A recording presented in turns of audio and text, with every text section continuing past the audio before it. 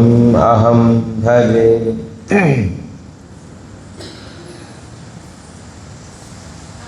नमस्ते पुरुषं ताभ्यं ईश्वरं प्रकृते परम् अलोक्यं सर्वभूतानां अंतर्बहिरवस्थितं।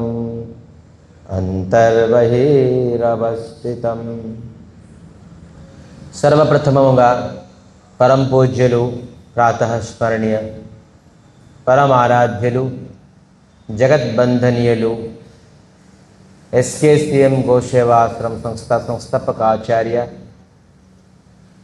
मध्य गुरुदेव गुरु कृपामूर्ति ओं विष्णुपाद परमहंस परिप्राजकाचार्य अष्टोत्तर अष्टसी श्रीमद् भक्ति सौध केशव गोस्वामी महाराज वाరి దివ్యపాదములో ఇదాస్ అనంత కోటి దండత్ ప్రణామం చేస్తూ వారి అహేతు కృపా భిక్ష ప్రార్థన కోరుతున్నాం.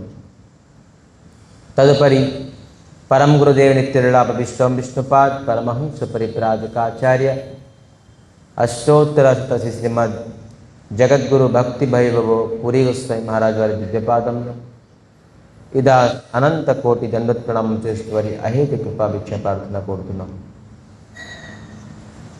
రూపాను గురువర్గలు ఆచార్యుల తాలూకు దివ్యపాదంలో ఇదాస్ భూరి భూరి సాష్టాంగ అనంత కోటి దండత్ ప్రణామం చేస్తూ వారి అహేతు కృపా భిక్ష ప్రార్థన కోరుతున్నాం. భగవత్ కథా పిపాసు మరియు గురు భ్రాతలందరికీ మాతృమండలికి నా యథాయోగ్యం మనస్రమాంజలి తెలుపరుస్తూ అఖిల గుణగిణి నిధి కరుణాసాగర భక్తవత్సల కల్పతరు దయాసాగరుడు శ్రీ హరి తాలూకా మహతి కృప ఈరోజు ఈ త్రిసంధ్యా సమయంలోని భగవత్ సన్నిధిలో మనందరికీ మానవ జన్మలోని సర్వోత్కృష్టమైన ఫలం సత్సంగం లభిస్తుంది. ఇది కేవలం హరి గురు వైష్ణవ తాలూకా మహతి మహతి మహతి కృప. రామాయణం అని దివ్య గ్రంథంలోని లంకాకాండ్ చరిత్రలో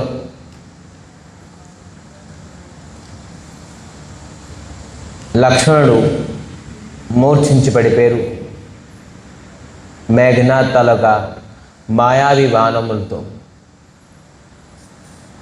అది చూసి రామచంద్రమూర్తి అతి విషాదం దుఃఖంతోనే ఉన్నారు. మరి ఆంజనేయ స్వామి మృత్యు సంజీవనం తాలూకా మూలికలను తీసుకోవడానికి ద్రోణగిరి పర్వతానికి వెళ్ళినప్పుడు కాలనేమి అని ఒక అసురుడు ఆటంకం చేశారు, కానీ అది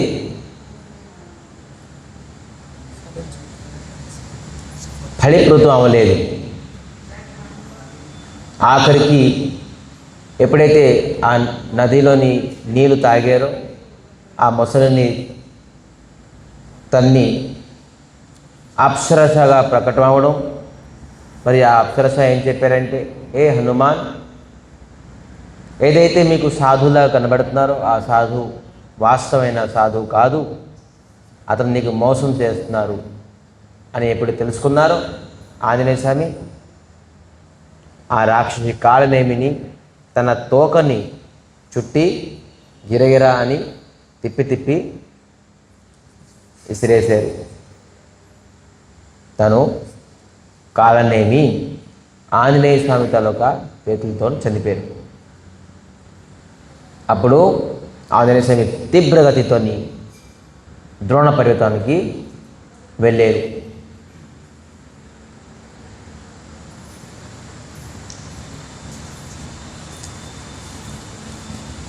देखा शैल न औषध चीना सहस कपि उपारि गिरिलीना गहि गिरि निशिनभ धावत भयो अवधपुरी चपर कपि गयो राम सिया राम राम सिया राम. ఆంజనేయ స్వామికి ఏదైతే 4 విధాలైన ఔషధం చేరమును రాశారో ఆంజనేయ స్వామికి తెలుసు. అయినా కూడా మొత్తం పర్వతాన్ని, ఆ ద్రోణగిరిని ఎందుకు లేపి తీసుకెళ్ళారు? ఒకటి పరమార్థిక రూపంగా కారణం ఏంటంటే, అక్కడ ఎన్నైతే ఔషధమైన వృక్షాలు అన్నీ ఉన్నాయో, చేరమూలుగుల తరగ వృక్షాలు ఉన్నాయో, అందరూ అని ఆంజనేయ స్వామికి ప్రార్థన చేశారట, ప్రేయర్ చేశారు. ఆంజనేయ స్వామి దర్శనం అయితే ఖచ్చితంగా రాముడి దర్శనం అవుతుంది కదా మాకు అని వీరందరికీ శ్రీరామచంద్రమూర్తి తల దర్శనానికి తీసుకెళ్ళిపోయారు ఆంజనేయ స్వామి. జీవులందరికీ భగవంతుల వైపు, భగవంతుడు దర్శించడానికి, భగవంతుని చరణముని సమర్పణం చేయడానికి శతవిధాలుగా ఆంజనేయ స్వామి ప్రయత్నిస్తుంటారు. అందుకే మనం ఆంజనేయ స్వామి తరగ భక్తి చేయాలి. ఎందుకు? అతను శ్రీరాముణ్ణి కలుపుతారు అని, శ్రీరాముణ్ణి దర్శనం చేయడానికి మనకి హెల్ప్ చేస్తారని. సో ఈ వృక్షాలు అందరూ వేడుకున్నారట. ఆ ధన్వంతరి అవతారు ఎవరు? శ్రీహరి. 24 అవతారాలని ఒక ధన్వంతరి అవతారం. మా ఔషధంతాలకు మూలమైన అవతారం ధన్వంతరి అవతారం శ్రీ భగవంతుడు మేము దర్శించుకుంటాము అని చెప్పడంతో మొత్తం ఆ గిరిని, ద్రోణగిరిని లేపుకొని ఆంజనేయ స్వామి వెళ్తున్నారు. ఇంకో అర్థం ఏంటి అంటే, ఇది భవరోగానికి రోగానికి డాక్టర్ మెడిసిన్ రాస్తారు.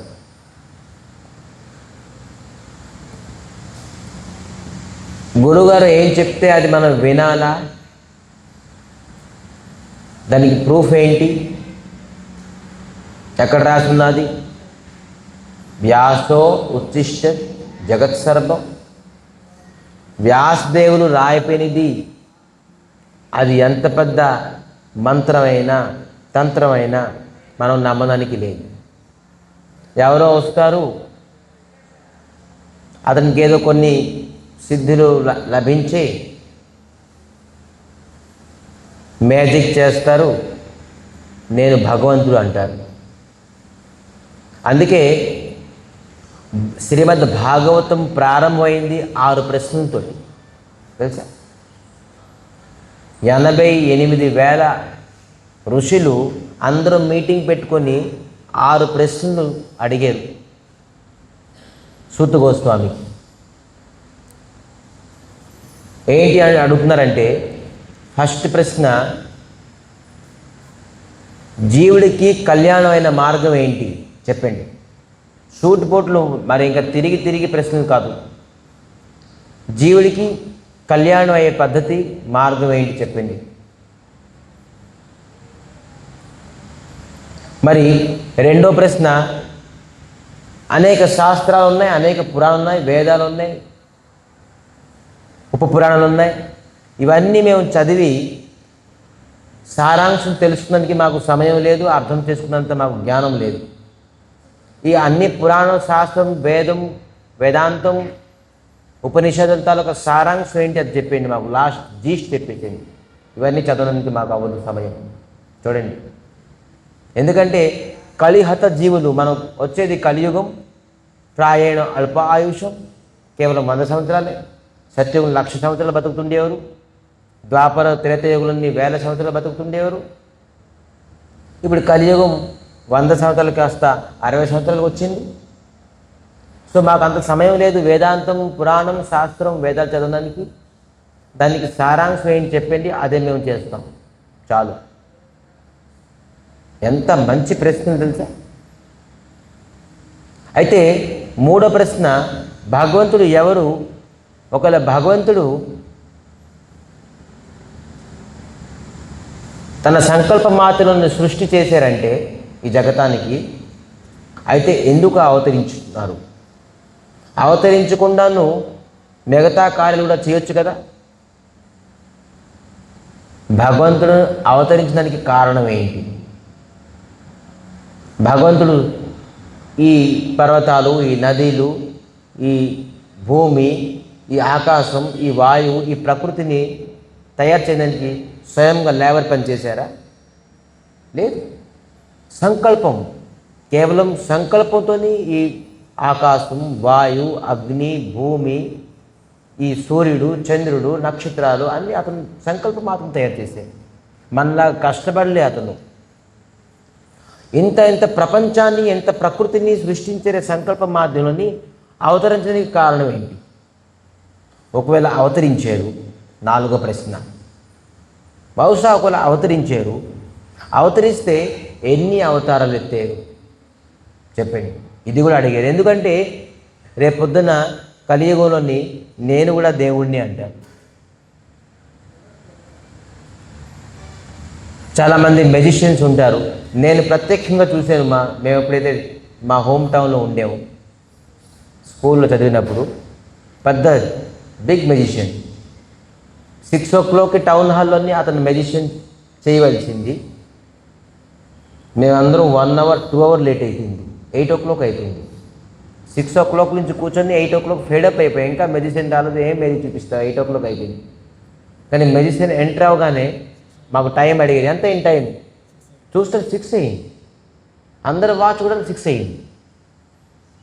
మేము ఆశ్చర్యం, అరే 2 o'clock మేము వెయిట్ చేసి ఫెడప్ అయిపోయినాం, కానీ ఇప్పుడు 6 o'clock కనబడుతుంది ఏంటి? ఇటుపక్క థ్రిల్లింగ్ అయిన మెజిషియన్ అతను ఎంటర్ అవగానే ఒక డిఫరెంట్ మెజిక్ చూపించారు. అదే మా టైంని చేంజ్ చేసేసారు అతను. సో ఇటువంటి వ్యక్తి కూడా భగవంతుడు అవ్వచ్చు. ఇటువంటి థ్రిల్లింగ్స్, ఇటువంటి కొన్ని మ్యాజిక్స్ చూపించేసి నేను భగవంతుడిని, నేను భగవంతుడి తన స్వరూపాన్ని, నాకు నమ్మండి, నాకు విశ్వాసం చేయండి అని చెప్పేసి చెప్తారు. అందుకే ఇటువంటి కల్మషం లేకుండాను ఎన్ని అవతారాలు ఎత్తున్నారు భగవంతుడు అని ముందే ప్రశ్నించేశారు. మీరందరూ మునిలు, ఋషులు, షార్ప్ బ్రెయిన్, త్రికాలదర్శి, ముందు చూపు ఉంటుంది వీరికి. ఇప్పుడున్న యుగంలోని వ్యక్తులకైతే ముందు చూపు లేదు. రేపు ఏమవుతుందో మనకు తెలియదు, మనం ఆలోచించకూడదు. ఏదైతే అయిందిలే అని చెప్పేసి అనుకుంటాం. లేదు, ముందు చూపు ఉండేది ఈ ఋషులకి, మునిలకి. ఎన్ని అవతారాలు ఎత్తారని చెప్పేసి ఒక ప్రశ్న. ఎందుకు అవతారం ఎత్తారని ఒక ప్రశ్న. రెండో ప్రశ్న, ఒకవేళ అవతారం ఎత్తితే ఎన్ని అవతారాలు ఎత్తారు? సో ఇదొక ప్రశ్న. అవతారం ఎత్తి అతను ఏమేమి లీలలు చేశారు? 5వ ప్రశ్న. అద్భుతమైన, ఇది భాగవతం, ఇది శాస్త్రం, ఇది పురాణం. ఏమేమి లీలలు చేశారు? మరి ఆఖరి ప్రశ్న ఏంటి తెలుసా? ఒకవేళ భగవంతుడు అంతర్ధ్యానం అయిపోయిన తర్వాత, అంటే లీలాలు సమర్పణ చేసిన తర్వాత, ధర్మము ఎవరు శరణం కోరుకున్నది? దేనికి ధర్మం అంటాము? ధర్మం ఎవరు శరణం కోరుకున్నది? ఎందుకంటే ధర్మము స్వయంగా భగవంతుడి శరణం కోరుకుంటుంది. భగవంతుడు లేరు, వైకుంఠానికి వెళ్ళిపోయారు, అంతర్ధ్యానం అయిపోయారు. సో ధర్మము ఈ ప్రపంచంలోని, ఈ పృథివీలోని ఎవరు శరణం కోరుకున్నారు అని 6 ప్రశ్నలు. ఈ 6 ప్రశ్నలకి 18,000 శ్లోకాలతోని శ్రీ సూత గోస్వామి తన తాలూకా గురు సుఖదేవ గోస్వామి దగ్గర విని, తన గురు వ్యాసదేవులు రచించిన భాగవతాన్ని చెప్పారు. ఇది శాస్త్రం. ఈ శాస్త్రం ఎవరైతే వింటారో, తెలుసుకుంటారో, అతను ఎగ్జాక్ట్గా భగవంతుడు ఎవరు, జీవుడు ఎవరు, భక్తి ఏంటి, జీవుడి తాలూకా లక్ష్యం ఏంటి అని తెలుసుకుంటారు. ఇది శాస్త్రం. గురువుగారు చెప్పారు. ఇది ఎక్కడ రాస్తున్నది? ప్రూఫ్. ఇంకో శాస్త్రం రాస్తున్నది బాబు చూడు. ఇవాళ రేపు 21 రోజుల ఒక మాల తీసుకోండి, 45 రోజుల దీక్ష తీసుకోండి, 46 రోజులని మీరు దీక్ష మానేసేయండి. 21 రోజు చేయండి, ఈ రంగు క్లాత్ వేసుకోండి, ఈ ప్రకారంగా మాల వేసుకోండి, ఈ ప్రకారంగా ఇవన్నీ శాస్త్రం లేదు, రాయలేదు. ఒకవేళ ఏ గురువు చెప్తున్నారో ఆ గురువుకి మీరు అడగాలి, బాబు ఇది ఏ శాస్త్రం రాస్తున్నది? ఇక్కడ ఆంజనేయ స్వామి అందుకే పర్వతాన్ని తీసుకుని వెళ్ళిపోయారు. ఒకవేళ ఈ 4 ఔషధాలు ఇక్కడ లేదా, ఉన్నదా? ఒకవేళ నాకు సందేహం అనిపిస్తుంది అనుకోండి, నేను మొత్తం పర్వతానికి తీసుకుని వెళ్ళిపోతాను. నాకు సందేహం అనిపిస్తుంది నా గురువు చెప్పిన మాటల పైన, మనం శాస్త్రం పట్టుకుని రావాలి. ఎలాగా? ఆంజనేయ స్వామి మొత్తం పర్వతాన్ని పట్టుకొని వచ్చారు, ద్రోణగిరిని పట్టుకొని వచ్చారు. గురువు పైన మనం సందేహం చేయకూడదు. ఒకవేళ మనకి వాస్తవమైన సందేహం ఉన్నదంటే మంచిదే. ఏంటి, శాస్త్రం పట్టుకొని గురువు దగ్గరికి రావాలి. గురుగారు మీరు ఈ హరే కృష్ణ కృష్ణ కృష్ణ హరే హరే, హరే రామ రామ రామ హరే హరే నామస్మరణం చేయమని చెప్పారు. ఇది ఎక్కడ రాసున్నది? ఈ నామస్మరణ చేయడం వల్ల మీరు ఖచ్చితంగా ఈ జన్మలోని మీరు అన్ని దుఃఖాలు పోయి మోక్షాన్ని ప్రాప్తి అవుతారని చెప్పారు. ఇది ఎక్కడ రాసున్నది అని అడగండి, ఠకా అని చెప్తారు జవాబు. ఈ మంత్రం చేయండి, ఈ దీక్ష పెరిగింది, ఈ గుడికి వెళ్ళండి, అక్కడికి వెళ్ళండి, ఇలా చేయండి, కొబ్బరికాయ కొట్టండి, ప్రదక్షిణం చేయండి. ఇవన్నీ కాదు, ఇవన్నీ కల్పితం, జళిపితం. అలా అక్కడ చెట్టు కింద ఇది వచ్చింది, అక్కడ ప్రదక్షిణం చేస్తే మనకి అనుకునేవి అయిపోతున్నాయి. ఆ పొట్ట కింద గుడ్లు వేస్తే ఆ పొట్టలో మనం అనుకున్నది అయిపోతుంది. ఇవన్నీ ఏమి లేదు, ఇవి శాస్త్రం కాదు, శాస్త్రమైన వాక్యం కాదు. మన సనాతన ధర్మానికి మనం నష్టం చేసేసుకుంటున్నాం. అక్కడ వెళ్ళి ఆ దేవిని బలి ఇస్తే మీ మనస్కామన పూర్తి అయిపోతుంది. తప్పు. తల్లి దగ్గరికి అమ్మవారు జగజ్జనని, ఆ అమ్మవారి దగ్గరికి వెళ్ళి మనం ఎలాగా తల్లిదండ్రుల సంతానమో ఆ మేక కూడాను, ఆ కోడి కూడాను ఆ తల్లిదండ్రుల సంతానమే. ఆ తల్లి దగ్గర ఎవరిని బలి ఇచ్చినా కూడాను తల్లి ఎప్పుడూ సంతోషించదు. కానీ అక్కడ బలి ఇస్తే మీరు అనుకుంది సాధించేస్తారు, మీరు అనుకుంది అయిపోతుంది. తప్పు. ఇది శాస్త్రం కాదు, ఇది సనాతన ధర్మం చెప్పలేదు. వ్యాసదేవులు ఇది ఎప్పుడు చెప్పలేదు ఇటువంటికి. సో అందుకే వ్యాసుడు చెప్పింది మనం వ్యాస ఉచ్చిష్ట జగత్ సర్వం. వ్యాసదేవులు చెప్పింది మనం నమ్మాలి, వ్యాసదేవులు చెప్పింది మనం శాస్త్రం అని అంటారు. నాకు నచ్చింది, నాకు ఎలాగ అయ్యింది, నేను ఒక బుక్ రాసాను, దానికి శాస్త్రం అంటే అవ్వదు. శాస్త్రం కేవలం వ్యాసదేవులు రచించింది అది. సో విధానంగాను ఆంజనేయ స్వామి మొత్తం ద్రోణగిరిని పట్టుకొని వెళ్ళిపోయారు. హనుమాన్ ఎప్పుడైతే ద్రోణగిరిని పట్టుకుని వెళ్తున్నారో, విరాటమైన పర్వతం, మరి ఆంజనేయ స్వామి కూడా విరాటమైన ఆకారం. ఆ పర్వతాన్ని ఎత్తాలంటే ఆకారం కూడా ఆ విధానంగా చేయాలి. ఆంజనేయ స్వామి లఘు రూపం అవుతారు, మరి విరాట రూపం కూడా అవ్వచ్చు. చిన్న రూపం కూడా అయిపోతుంటారు, ఎప్పుడెప్పుడు పెద్ద రూపం కూడా అవుతారు. పర్వతానికి ఎత్తాలంటే విరాటమైన రూపం ఎత్తాలి. పర్వతం అంటే పర్వతాకారం, భయంకరమైన పెద్ద రూపం. పెద్ద ఆకారం లేపాలంటే పెద్దగా ఆకారం చేసుకోవాలి. వెళ్తూ వెళ్తూ అయోధ్యని క్రాస్ చేసి వెళ్తున్నారు. అక్కడ భరతుడు ఉన్నారు, నందిగాంలోని భరతుడు ఉండేవారు. సర్వదా ఎప్పుడైతే రాముడు లేరు అప్పటి నుంచి అతనికి నిద్ర లేదు, తిండి లేదు. సర్వదా అయోధ్యకి అప్పచెప్పారు కాబట్టి రాముడు భరతుడికి దాసుడుగా, ఒక రాజుగా కాదు, ఒక దాసుడుగాను సదాకాలం సర్వదా ఈ అయోధ్యానికి రక్షించడానికి పరితపిస్తుండేరు. ఈ పర్వతాన్ని చూసి విరాటమైన బాణం చూపేసి అయోధ్య పైన ఈ పర్వతాన్ని ఎత్తేసారు అనుకోండి, అయోధ్య నష్టమైపోతుంది. అయోధ్య తాలూకు ప్రజలుకి చాలా హాని అవుతుంది, ప్రాణహాని అవుతుంది. సో అందుకే ఏం చేశారంటే వెంటనే ఈ భరతుడు ధనుర్బాణం వేసేసారు ఈ ఆంజనేయ స్వామి పైన. ఇతను తెలీదు ఆంజనేయ స్వామి పెద్ద బాణాలు అనుకున్నారు భరతుడు. తను ఎప్పుడైతే శరవింధానం చేశారో ఆంజనేయ స్వామి కింద పడిపోయారు. ఆ ధనాలను ఎలా కింద పడుతున్నారు చెప్తున్నారు చూడండి.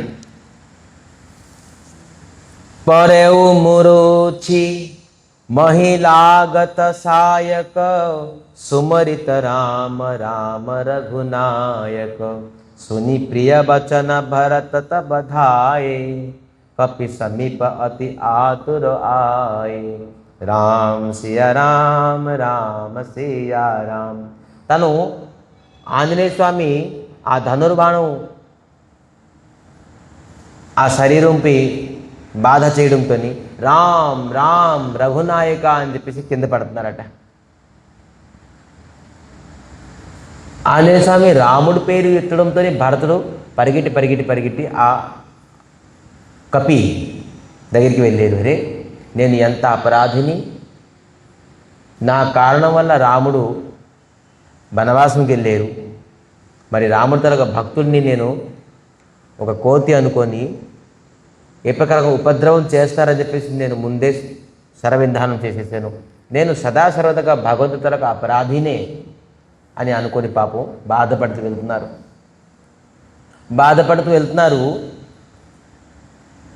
అద్భుతం,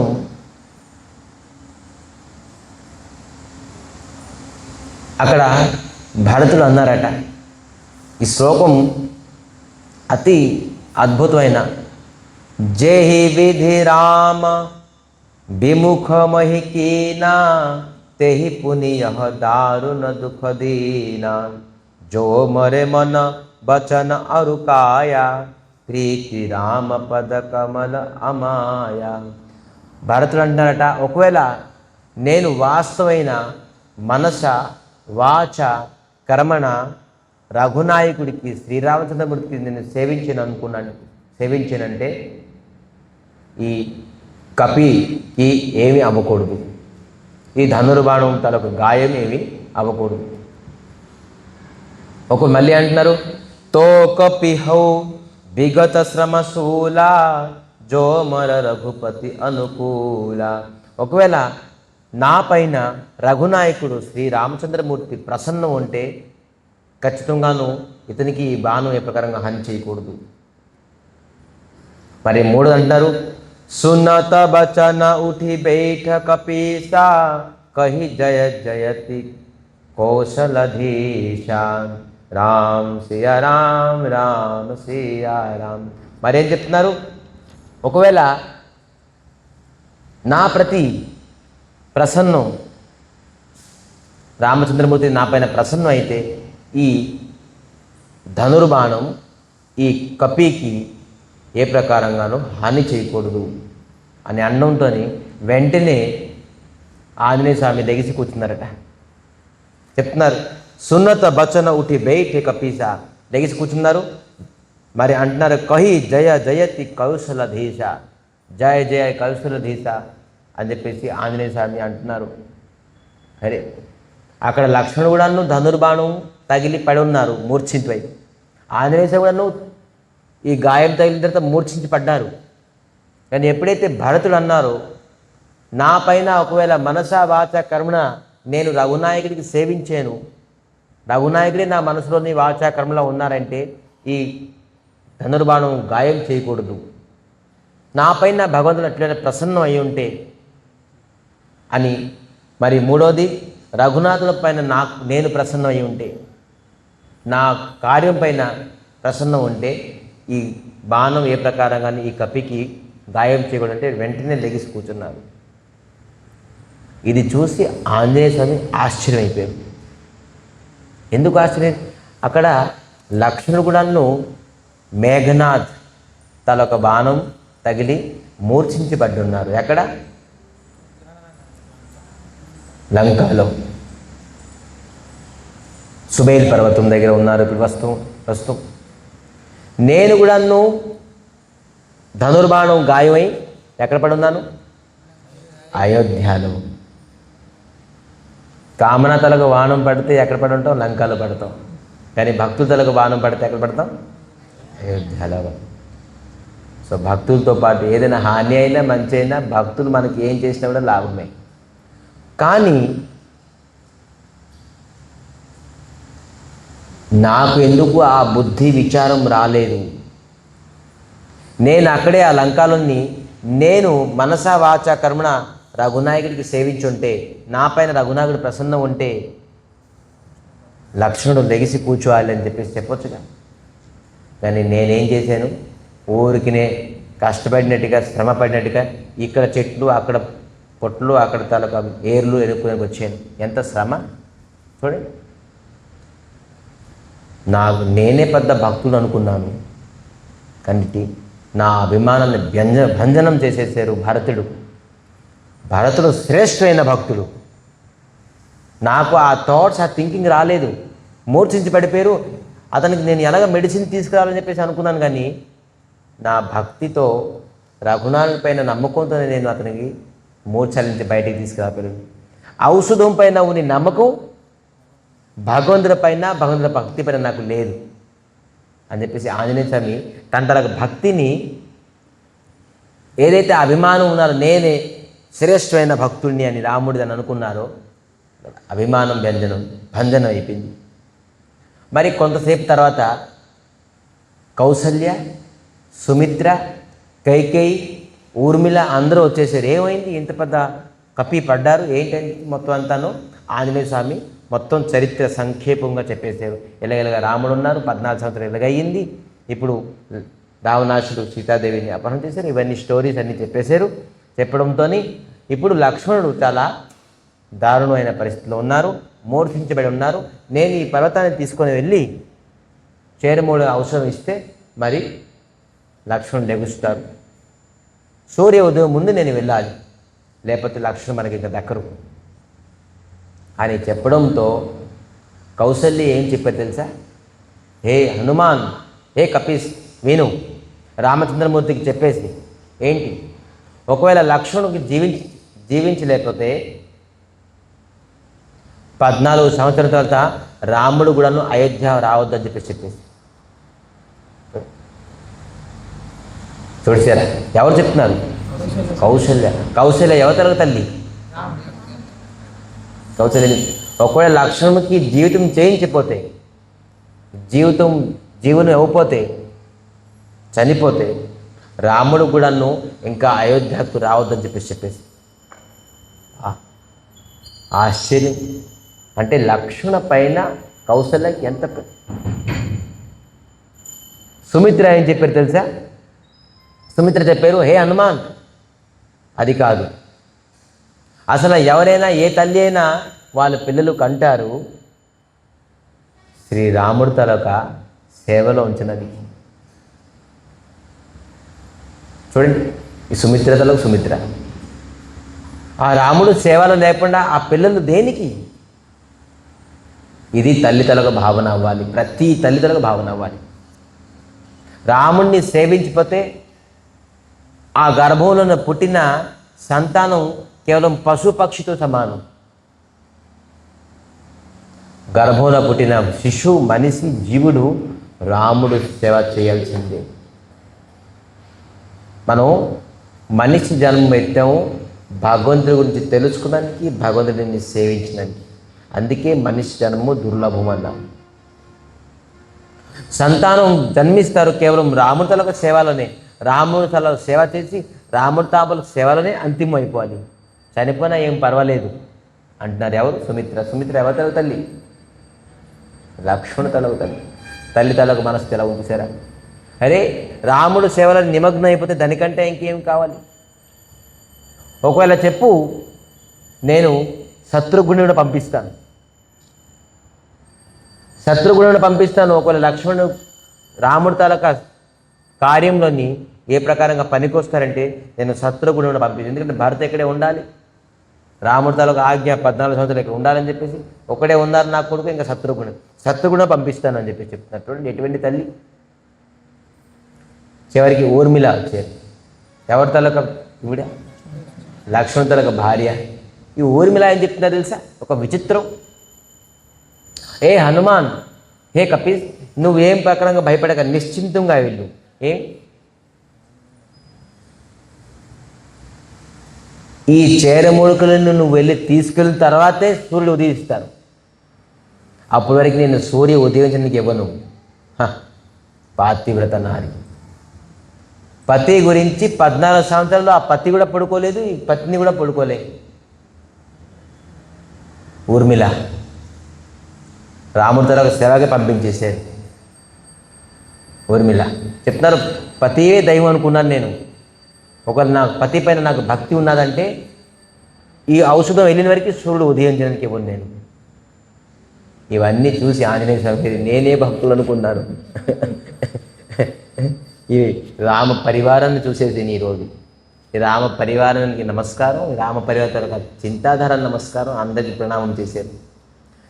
ఆఖరికి భారతుడు చెప్తున్నారు, హే కపీస్, హే హనుమాన్, నువ్వు వెళ్ళు, నేను ఈ ధనుర్బాణం కొడతాను, ఈ ధనుర్బాణం మీద కూర్చొని నువ్వు కూర్చో, ఈ పర్వతాన్ని కూర్చొని తీసుకొని వెళ్ళండి. ఇదే నాకు ఇంకా ఎందుకు అభిమానాన్ని వ్యంజనం చేస్తారు? ఇప్పటివరకు నేను అనుకున్న. అయితే ఆశ్చర్యం ఒక విషయం ఏంటంటే, ధనుర్బాణం కొట్టిన తర్వాత కేవలం ఆంజనేయ స్వామి పడ్డారు, కానీ పర్వతం స్టిల్ అక్కడే ఉన్నది. పడలే పర్వతం, చూడండి, పర్వతం అక్కడే గాలిలోనే ఉన్నది. మరి ఎటువంటి మన ధనుర్విద్య, మన అస్త్రశస్త్ర విద్య మన సనాతన ధర్మంలో ఉండేది చూడండి, గాలిని ఉంచేసారు. మరి ఈ పర్వతము ఎవరు ఎత్తుతే వెళ్తాదా, తీసుకొని వెళ్తాదా? రాముడి తల కార్యం అవుతుంది. కేవలం ఆంజనేయ స్వామి చెయ్యి ఇచ్చున్నారు అంతే, చెయ్యి టచ్ చేసి ఉన్నారు. నిజంగా మనం అనేక కార్యం చేస్తే మమ అనుకుంటాం, ముక్కు మూసుకొని మమ అని చెప్పుకోవడమే. భగవంతుడు కార్యము ఎవరి చేతులు అవుతుందో, గుడి గోపురాలు, ధర్మము పని, భగవంతుడి యొక్క సేవ, నామము, జపము, కీర్తనము, కథ కీర్తనము, ఇటువంటి దైవ కార్యము మనం ప్రయత్నించిన వల్ల, మన బుద్ధి వల్ల, మన జ్ఞానం వల్ల ఇది కలగదు. ఇది మనం చేయలేము. ఇది కేవలం రాముడే నడిపిస్తున్నారు. ఈ కార్యానికి మనకి నిమిత్త చేశారంతే. అప్పుడు అనుకుంటున్నారు, అరే రామకార్యం రాముడే చేయిస్తున్నారు. ఒకవేళ పడిపోతే నేను ఎత్తుతున్నానంటే, నేను తీసుకుని వెళ్తున్నాయి, నాతో పాటు పర్వతం కూడా పడిపోవాలిగా. పర్వతం స్టిల్ అక్కడే ఉన్నది. ఇప్పుడు భరతుడు అంటున్నారు, నేను బాణం వేసుకుని ఆ బాణం పైన కూర్చోండి, ఆ బాణం పైన పర్వతం కూడా కూర్చుంటుంది, మీరు వెళ్తారు లంకావరికి. అప్పుడు 2 చేతులు జోడించేశారు భరతుడిని. నా అభిమానం సంపూర్ణ రూపైన ఇదైపోయింది. నేనే పెద్ద భక్తుడే అని అనుకుంటుండే. అయితే ఆంజనేయ స్వామికి బాణం వేసే శక్తి ఎవరికి ఉన్నది? భరతుడు ఎందుకు వేశారు అంటే, అతనికి చిన్న అభిమానం ఉండేది. నేను రామకార్యాన్ని చేస్తున్నాను. మరి చెప్పేమొచ్చారు, రాముడు మీరు చింతించకండి, బాధపడకండి, నేను ఖచ్చితంగా నేను తీసుకొస్తాను. అభిమానం ఉన్నది. ఆ అభిమానం వల్ల అరే భరతుడితో అందరిని చూసి భక్తులే అనుకుంటారు, కానీ స్వయంగా రామ భక్తుని చూసేసి ఎందుకు అసురుడు అనుకుంటారు? అంతే, అభిమానం ఉన్నది కాబట్టి. ఈ అభిమానం అనేది ఒకటి ఇటువంటి వస్తువు. జీవితంలో ఎప్పుడు కూడా భక్తి చేయలేరు, భగవంతుని పొందలేరు. సో ఈ ప్రకారంగాను ఆంజనేయ స్వామి నమస్కరిస్తూ వెళ్ళారు లంకాలోని ద్రోణ పర్వతాన్ని దించి అక్కడ వైద్య సుషేన్ ఆ చేరముల ఔషధం తీసుకెళ్ళి ఆ లక్ష్మణుడికి ట్రీట్మెంట్ చేశారు. లక్ష్మణుడు తిరిగి మళ్ళీ పునర్జీవితం, మూర్ఛావస్థ నుంచి మళ్ళీ పునర్చేతన వచ్చేసింది. ఇది ఎప్పుడైతే గూఢాచారులు రావణాసురుడు చెప్పేశారు, మళ్ళీ పునర్చేతన లక్ష్మణుడికి వచ్చేసింది అని చెప్పడంతో ఇతను మూడ్ ఆఫ్ అయిపోయింది. ప్రయత్నిద్దాం అనుకున్నాను, నేను నాది సఫలీకృతం అవ్వలేదు. ఇంకేంటి, ఇప్పుడు ఆఖరికి నాకు ఎవరు లేరు, ఎవరున్నారు? కుంభకర్ణుడు. లేపండి కుంభకర్ణుడికి, కుంభకర్ణుడి వల్ల మనకి ఇంకా పని అవుతుంది అని చెప్పేసి కుంభకర్ణునికి లేపడానికి ప్రయత్నించారు. ఈ కుంభకర్ణుడు ఎవతలకు ప్రతీకం అందరికీ తెలుసు. ఈ రావణుడు, కుంభకర్ణుడు, మరి విభీషణుడు, త్రిశర, ఖరదూషణుడు, శూర్పణఖ, వీళ్ళందరూ అన్నదమ్ములు, అక్క చెల్లెలు.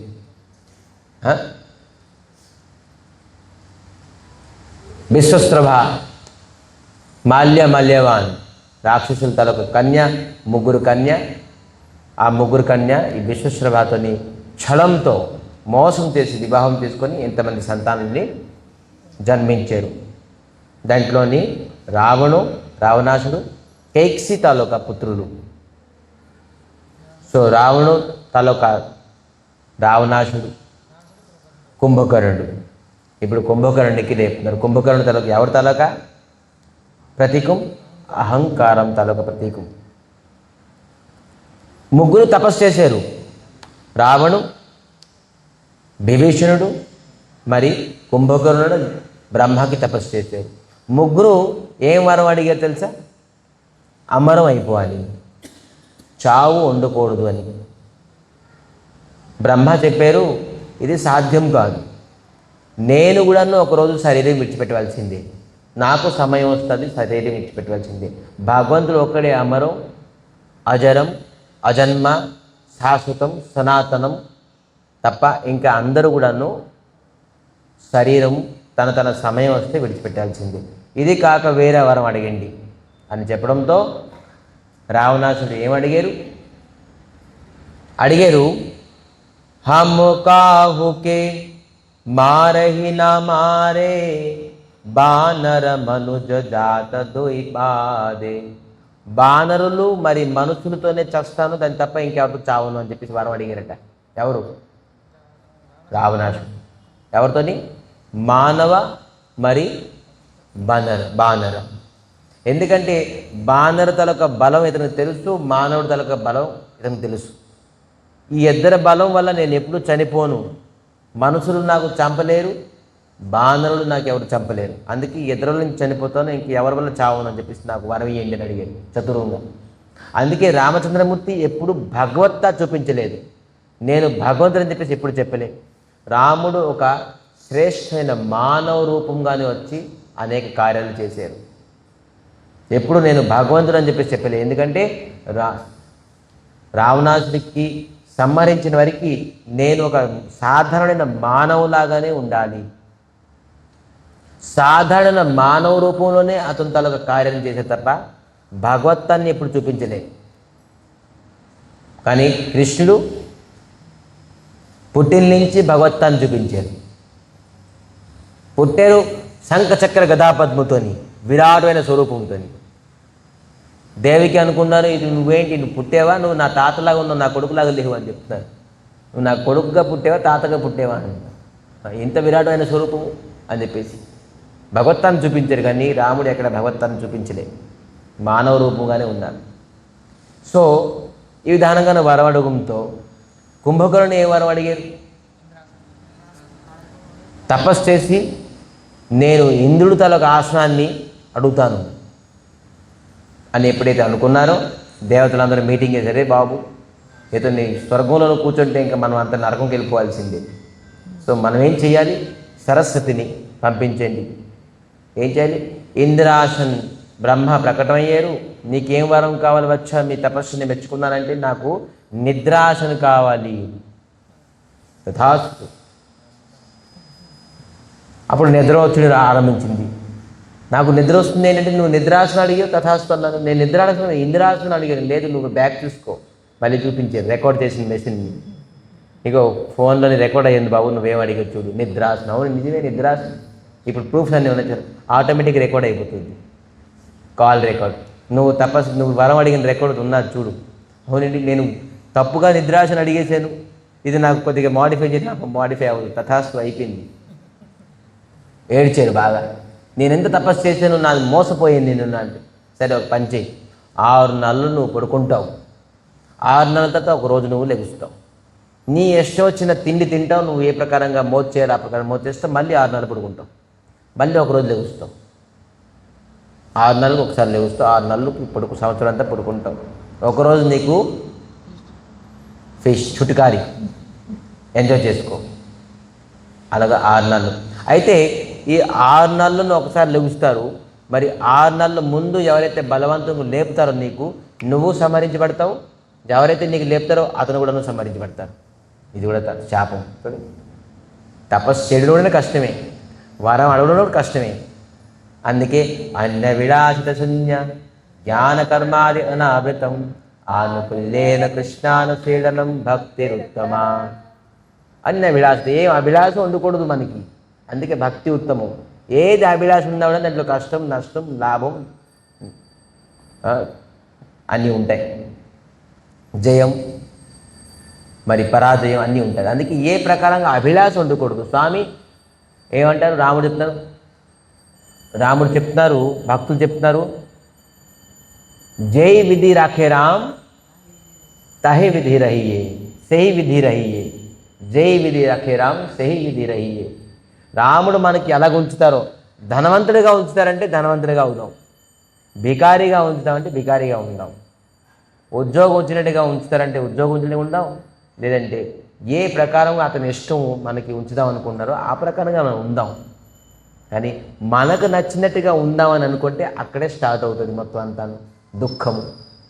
రాముడు ప్రకారంగా, రాముడు ప్లానింగ్గా మనం ఉన్నామనుకోండి, కృష్ణుని ప్లానింగ్గా, శ్రీహరిత ప్లానింగ్లో మనం ఉన్నామనుకోండి, మనకి ఎప్పుడు దుఃఖం కానీ కష్టం కానీ ఏది రాదు.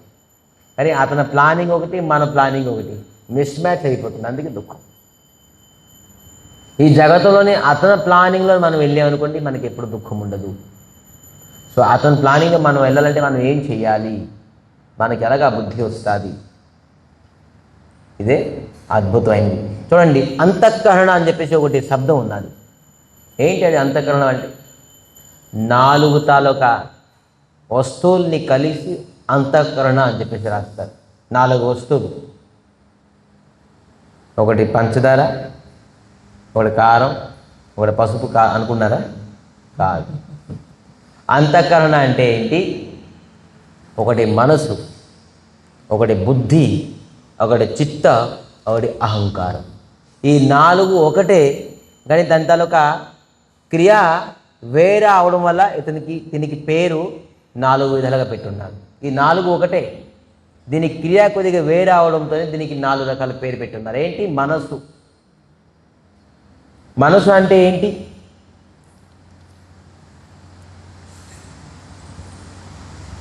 ఒక అద్భుతమైనది చూడండి. మనసు, మనం ఏదైతే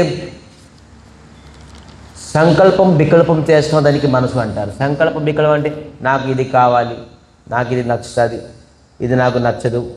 ఈ సంకల్పం వికల్పానికి మనసు అంటారు. మనసులాగా పనిచేస్తుంది ఇది అంతఃకరణ గురించి చెప్తున్నాను చూడండి. అంతఃకరణ గురించి మనసు ఏం చేస్తుంది? సంకల్పం వికల్పం, నాకు ఇది కావాలి, ఇది వద్దు, ఇలా చెయ్యాలి, ఇలా చేయకూడదు అని చెప్పేసి దీనికి మనసు అన్నారు. బుద్ధి దేనికి అంటారు?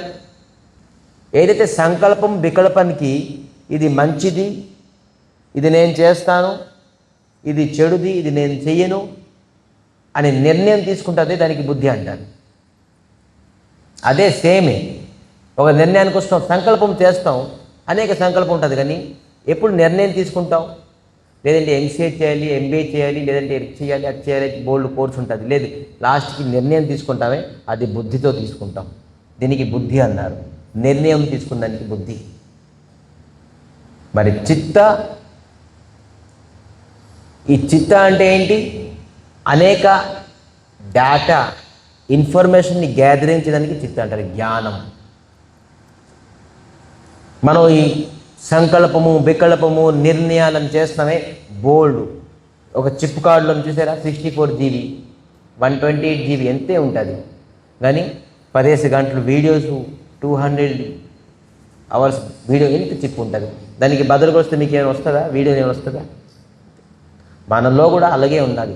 ఒకటి సాఫ్ట్వేర్, ఒకటి హార్డ్వేర్. ఇదంతా హార్డ్వేర్, లోన్ సాఫ్ట్వేర్ ఉన్నది. దీనికి చిత్త అంటారు. దీంట్లో బోల్డ్ మెమరీస్ ఉంటాయి, దీనికి చిత్త. దీనికి కూడా అంతఃకరణలో ఒక పార్ట్. ఇంకోటి అహంకారం. ఇదే ఒక పెద్ద విచిత్రమైనది. దీనికి తెలియడానికి నేను మీకు చెప్పాను. ఈ అంతఃకరణం, అహంకారం. కుంభకర్ణ తలకు ప్రతీకం అహంకారం. నేను, నా ఇల్లు. అర్థమవుతుందా మీకు? ధ్యానంగా వింటే అర్థమవుతుంది. నేను, ఇది నా ఇల్లు. నేను, ఇల్లు నేను కాదు. ధ్యానంగా వినండి. నేను, ఇది నా ఇల్లు. ఇల్లు నేను కాదు. నేను నా బండి. నేను బండి కాదు. ఇది నేను, ఇది నా ధనం. ధనం నేను కాదు. సో ఏంటి అర్థమైంది? ఏంటి? నేను, ఇది నా ఇల్లు. నేను ఇది నా శరీరం, శరీరం నేను కాదు. ఇదే తెలుసుకోవాలి. దీనికే అహంకారం అని చెప్తారు. ఎప్పుడైతే మనం ఇది నేను శరీరం అని అనుకుంటామో ఇది మిథ్యా అహంకారం. ఇది అన్ని అనర్థాలుగాని కారణం. ఎక్కడి నుంచి స్టార్ట్ అవుతుంది? నేను శరీరము అని ఎప్పుడైతే అనుకుంటామో అప్పుడు అన్ని అనర్థాలకి కారణం. నేను నా బండి, నేను బండి కాదు. నేను నా ఇల్లు, నేను ఇల్లు కాదు. నేను నా శరీరము, నేను శరీరము కాదు. నువ్వు ఎవరివి? అది తెలుసుకోవడానికి ఈ పురాణము, ఈ శాస్త్రము, ఈ సత్సంగము. ఇది ఏ ఎంబీఏ చేసి ఎంసీఏ చేసి యూనివర్సిటీ స్కాలర్స్ని చదివించి లేదంటే గోల్డ్ మెడలిస్ట్ చేస్తే ఈ శరీరం తత్వం గురించి మనకి తెలియదు. ఇది కేవలం గురు వైష్ణవులు సత్సంగులో కూర్చుంటే తెలుస్తుంది ఏంటి అనేది. నేను నా శరీరము వేరా. ఈ శరీరం గురించి చూడండి, మనకు ఏదైతే జీవితం అంతాను ఈ శరీరం అనుకుంటున్నామో ఈ శరీరం సుఖం పొందడానికి అనేక కార్యాలు చేస్తున్నాం, అనేక వస్తువులు సంపాదిస్తున్నాం, అనేక పాపాలు చేస్తున్నాం. ధ్యానంగా వినండి. ఈ శరీరం సుఖం పొందడానికి అనేక క్రియలు, అనేక పాపాలు, అనేక వస్తువులు సంపాదిస్తున్నాం. కానీ ఈ శరీరం ఎక్కడే ఉండిపోతుంది. ఈ శరీరం సుఖం పొందడానికి ఏదైతే వస్తువులు మనం సంగ్రహించుకున్నామో సంపాదించుకున్నామో ఆ వస్తువు కూడా ఇక్కడే ఉండిపోతుంది. కానీ మనం చేసిన పాపమే కేవలం పైకి వెళ్తుంది. ఏ శరీరం సుఖం పొందడానికి పాపం చేసామో ఆ పాపము మనం వెళ్తాం, ఇద్దరమే వెళ్తాం. మరి శరీరం సుఖం పొందడానికి ఉపకరణం ఏదైతే సంపాదించానో అది ఇక్కడే ఉంటుంది, మరి ఈ శరీరం కూడా ఇక్కడే ఉంటుంది. ఏ శరీరం సుఖం పొందడానికి జీవితం అంతా మనం పనిచేసామో ఆ వస్తువు, ఆ అంతస్తు, ఆ వ్యక్తులు అందరూ ఎక్కడే ఉండిపోతారు. కానీ మనం వాళ్ళ గురించి చేసిన పాపము మరి మనమే వెళ్తాం పైకి. అయితే పైకి ఎలాగెళ్తాం? 3 రకాలైన శరీరం పట్టుకుని వెళ్తాం. ఎవరైతే పాపం చేశారో వాళ్ళకి ఒక యాతనా శరీరం అనేది ఒకటి ఇస్తారు. యాతనా శరీరం అది నరకానికి ఎంట్రీ అవుతుంది. కేవలం అక్కడ దుఃఖమే దుఃఖము. ఇక్కడ ఏం పాపం చేసావో అక్కడ మొత్తం అంతా నీకు పనిష్మెంట్ ఇస్తారు. అందుకే యాతనా శరీరం ఇస్తారు. జీవుడు బుద్ధిగల వ్యక్తి, వివేకమైన వ్యక్తి సత్సంగం తెలుసుకొని జ్ఞానం పొంది ఆ శరీరం ఎప్పుడు పొందను, ఎందుకంటే ఆ యాతన శరీరం పొంది నేను ఎప్పుడు అంత యాతనే పొందుతాను, అందుకే నేను అక్కడికి వెళ్ళను, అందుకే నేను పాపం చేయను అనుకుంటాడు. ఆ వివేకం ఎప్పుడు వస్తుంది? ఎప్పుడైతే సత్సంగంలో కూర్చుంటాడు. మరి పుణ్యమే చేస్తుంటారు.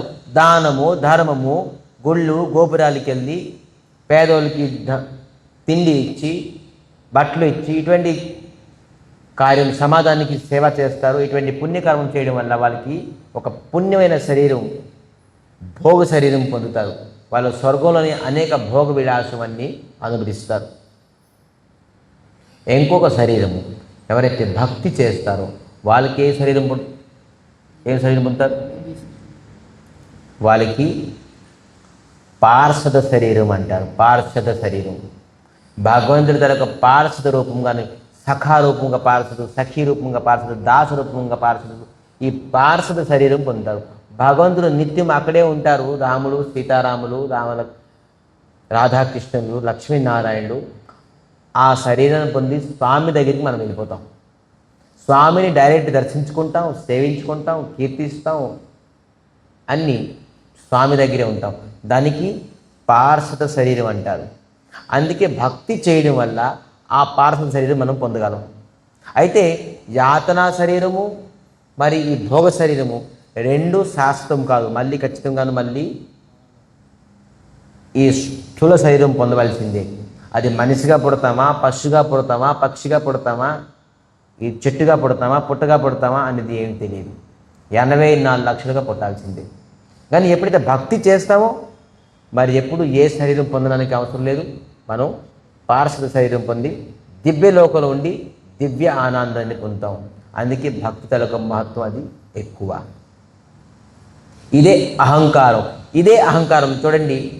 ఈ అహంకారాన్ని తెలుసుకోవడానికి నేను శరీరము, నాది, నేను అని అనుకుంటావా, అది పెద్ద అహంకారం.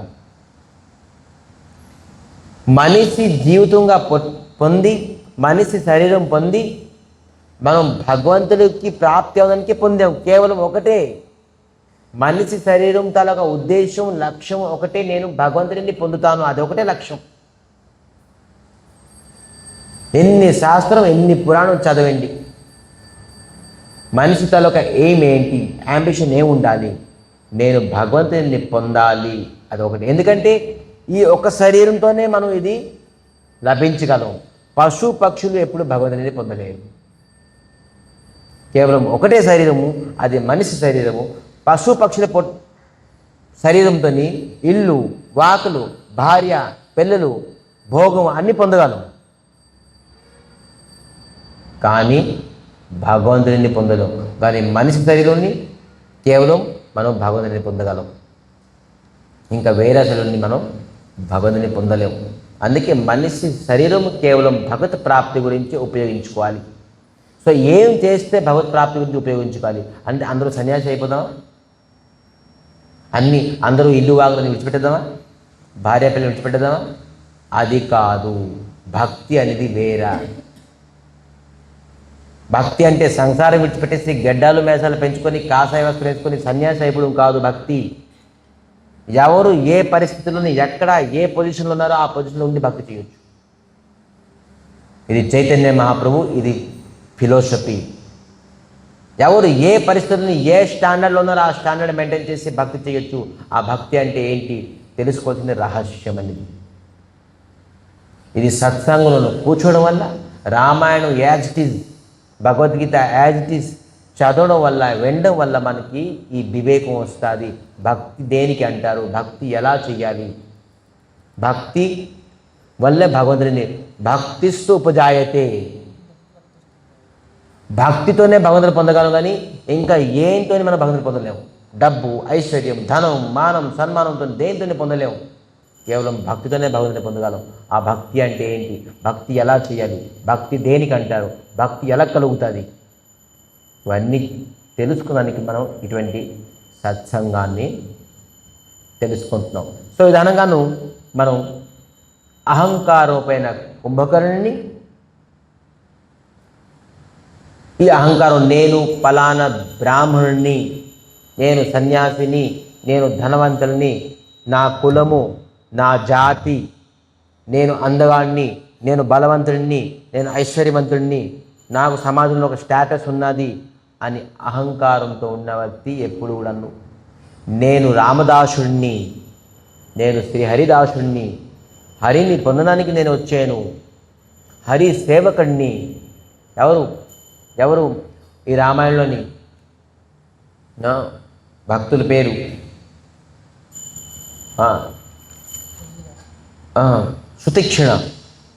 సుతీక్షణ అని ఋషి ఉండేవారుగా. అతను ఏమడిగారు రాముడు చూసి, నాకు అహంకారం కావాలి అని అడిగారు. అరే రాముడు ఆశ్చర్యపోయాడు, నీకు అహంకారం కావాలి, అహంకారం వల్ల అధోగతి అవుతావు. కాదు, రామదాసుడిని అనే అహంకారం కావాలి. ఎప్పుడైతే మన అహంకారాన్ని నేను రామభక్తుడిని, రామదాసుడిని అని అనుకుంటామో ఆ అహంకారం ఏమవుతుంది, సద్వినియోగం అయిపోతుంది. ధనము ఉన్నది మన దగ్గర, మందు తాగామనుకోండి, దాన్ని తప్పులు చేస్తుంటే అది దుర్వినియోగం చేసినట్టు. అదే ధనాన్ని మనం భగవత్ సేవలోని సేవించుకుంటే అది సద్వినియోగం అవుతుంది. అలాగే అహంకారం మనలో ఉంటుంది. ఏంటి, మనస, బుద్ధి, చిత్త, అహంకారం ఖచ్చితంగా ఇది అంతఃకరణం, ఇది అక్కడ బయటకు వెళ్ళిపోదు. చూడండి, ఇవాళ రేపు మనం ఏదో అనుకుంటున్నాం, ఈ సైంటిస్ట్ ఎటువంటి టెక్నాలజీ, నాలుగు ఒక సెల్ ఫోన్ ఇంట్రొడ్యూస్ చేస్తున్నారు, కొత్త కొత్త ఫెసిలిటీతో, కొత్త కొత్త ప్రొఫైల్తోని, కొత్త కొత్త మోడల్స్ తోటి, 2 నెలలకు ఒక కారు ఇంట్రొడ్యూస్ చేస్తున్నారు. ఈ ఫెసిలిటీ ఉన్నది, ఆ ఫెసిలిటీ ఉన్నది. చూడండి, భగవంతుడు ఇటువంటి ఒక మనిషి రూపమైన మోడల్ తయారు చేశారు. అనాది కాలంలో ఉంటుంది. ఇప్పుడు వచ్చి దానికి ఏ ప్రకారంగానూ ఏమంటారు, దానికి అడ్వాన్స్ చేయలేదు, ఎవరు చేయలేదు. కళ్ళు ఎలాగున్నది, ఎలాగ కాదు, రెక్టాంగిల్ చేస్తే బాగుండు, చెవులు ఎక్కడున్నది, ఎక్కడ బాగలేదు, ఎక్కడ పెడితే బాగుండు అని ఏమైనా మోడల్ వచ్చిందా? భగవంతుడు ఎన్ని జన్మల నుంచి ఫ్యూచర్ చూసుకొని ఇటువంటి మోడల్ తయారు చేశారు. పెర్ఫెక్ట్ మోడల్, ఎక్కడ ఏ ప్రకారంగానూ లోటు లేదు. అప్పుడు సృష్టించారు, అప్పటి నుంచి ఈ మోడల్ అలాగే ఉన్నది. భగవంతుడి బ్రెయిన్ చూడండి. కానీ ఇవాళ రేపు బ్రెయిన్ 10 మినిట్స్కి అప్డేట్ అవుతూనే ఉన్నది. కానీ భగవంతుడి ఒక బ్రెయిన్ చూడండి, ఎన్ని సంవత్సరాల నుంచి మనిషిని తయారు చేశారు. ఒకటే యూనిక్ మోడల్. దీనికంటే ఇంకా ఏమి అడ్వాన్స్ మోడల్ ఏమి లేదు. ఇప్పుడు నీ సైంటిస్టులు మేము ఇది చేసాం అది చేసాం అంటే భగవంతుడి దగ్గర మీ సైంటిస్ట్ ఎక్కడ ఉంటారు పని? ఇవాళ రేపు కొత్త గ్లాస్ ఉన్నది. లోని వ్యక్తి బయట వ్యక్తికి చూడగలడు, కానీ బయట వ్యక్తి లోని వ్యక్తి చూడలేడు. అది మనం చాలా ప్రౌడ్ ఫీల్ అయిపోతున్నాం, ఇటువంటి గ్లాస్ వచ్చిందని చెప్పేసి.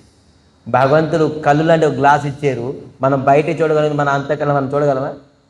మన లోని ఇప్పుడు మనం చూడలేకపోతాం, మనలో ఏముందని చూడండి. ఎటువంటి గ్లాస్ ఇచ్చారు. భగవంతుడు తనకు అడ్వాన్స్ టెక్నాలజీలని ఈ సైంటిస్ట్ ఈ టెక్నాలజీ దేనికి పనికిరాదు. ఈ బ్రెయిన్, ఈ మెమరీ కార్డ్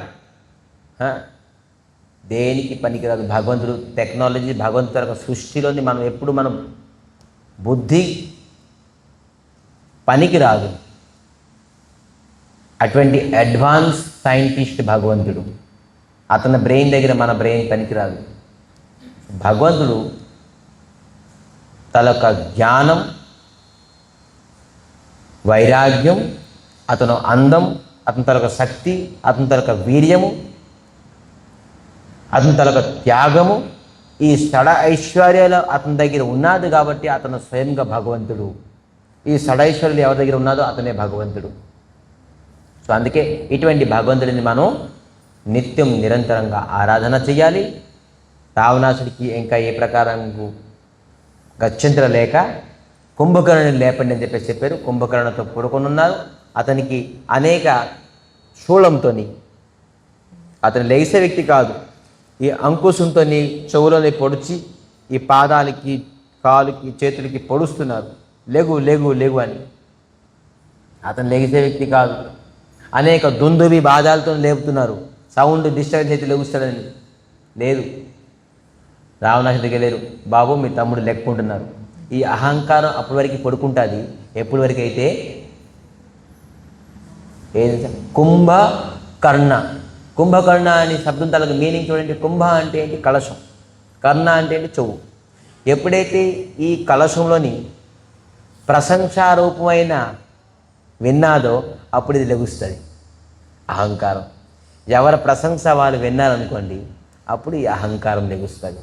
అందుకే ప్రశంస పెద్ద, నువ్వు బాగా చేస్తున్నావు, నీకు బాగా అన్నది, నీ ఐశ్వర్యం బాగుంది, నువ్వు మేనేజ్మెంట్ బాగుంది, అప్పుడు ఇది అహంకారం ఎక్కడి నుంచో లెగుస్తుంది. అందుకే ప్రశంస అనేది చాలా శత్రువు. ఎవరు నిందా చేస్తున్నారు, ఎవరు తిడుతున్నారో అదే మనకి మంచోడు. ప్రశంస చేసిన ఎప్పుడు మనకి మంచిది. ఎందుకంటే మనకి సూక్ష్మమైన అహంకారం పెరుగుతుంది. ఈ అహంకారంతో మనిషి వినాశం అయిపోతాడు.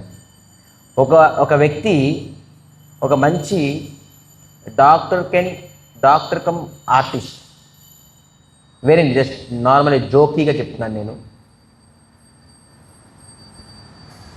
వాడికి 80 years అయిపోయింది, తందురుస్తుగా ఉన్నాడు. ఎందుకంటే వాడికి మెడిసిన్స్ అన్ని ప్రకారంగా, చిట్కా అన్ని ప్రకారంగా, రసం అన్ని ప్రకారంగా మెడిసిన్ తినేసి ఉన్నాడు.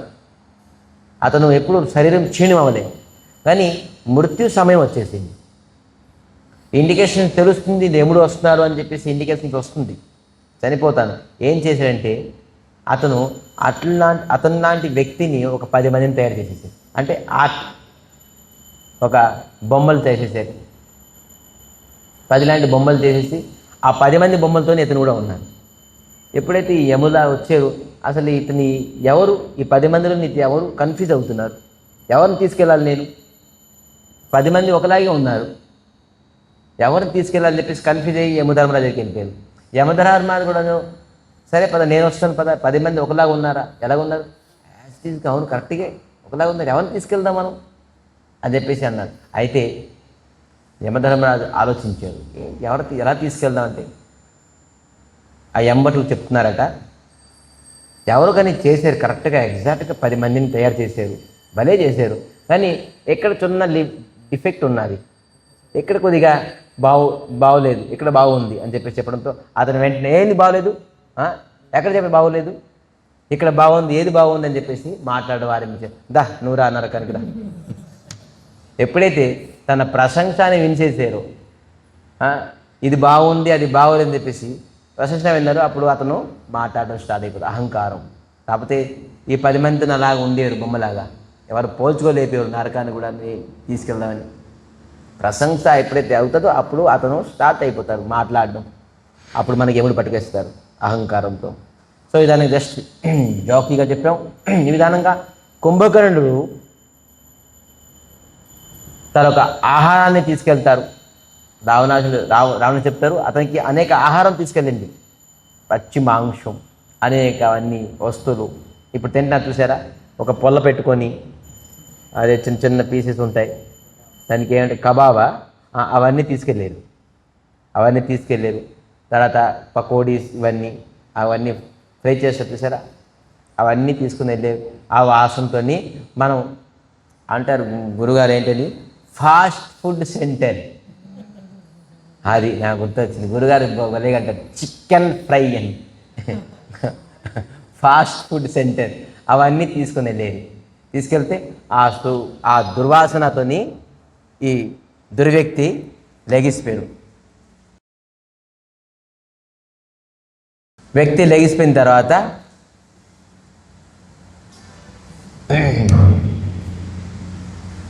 ఏం చెప్పారు, లెగడంతో ఆచమనం చేశారు. చేసి ఏం చెప్తారండి రేపు మనం తెలుసుకుందాం. కుంభకర్ణుడు మంచి జ్ఞానం ఇచ్చారు సుమా, అద్భుతమైన జ్ఞానం ఇచ్చారు రావణాసుడికి. ఏం జ్ఞానం ఇచ్చారు, అది మంచి శ్లోకంతో మనం తెలుసుకుందాం రేపు. చివరికి ఏమవుతుంది అనేది మనం రేపు లంకాకాండ్ యుద్ధాన్ని మనం ఎండ్ చేద్దాం. మరి రేపు కొనసాగుతుందని తెలియదు, రేపు మనం ప్రారంభించిన బట్టి ఉంటుంది. సో రేపు ప్రారంభిద్దాం. ఇంతవరకు తెలుసుకుంది ఈ సత్సంగంలో తెలుసుకోవాల్సిన ముఖ్య విషయం ఏంటంటే, మనం శరీరం కాదు, మన శరీరం. మనం వేరా, శరీరం వేరా. మనం ఎవరు? ఆత్మ. మన శాశ్వతం. ఆత్మ ఎవరి దగ్గరికి వెళ్ళాలి? పరమాత్మ దగ్గరికి వెళ్ళాలి. ఎవరి యాంబిషన్ పరమాత్మ అని ఉన్నదో ఆ వ్యక్తి తాలూకు జీవితం, శరీరం సక్సెస్ అవుతుంది. సో అందుకే మనం పరమాత్మని పొందాలి. ఆ పరమాత్మని పొందడానికి అనేక విధానాలు ఉన్నాయి. ఆ విధానం ఏంటి, ఆ సత్సంగంలోని మనం తెలుసుకొని ముందుకెళ్ళి మన మనిషి జన్మానికి సక్సెస్ఫుల్ చేసుకుందామని ఇక్కడ ఈ కథాన్ని విరామం చేస్తూ, వాంఛాకల్పతరుభ్యశ్చ కృపా సింధుభ్యైవ చ పతితానం పావనేభ్యో వైష్ణవేభ్యో నమో నమః.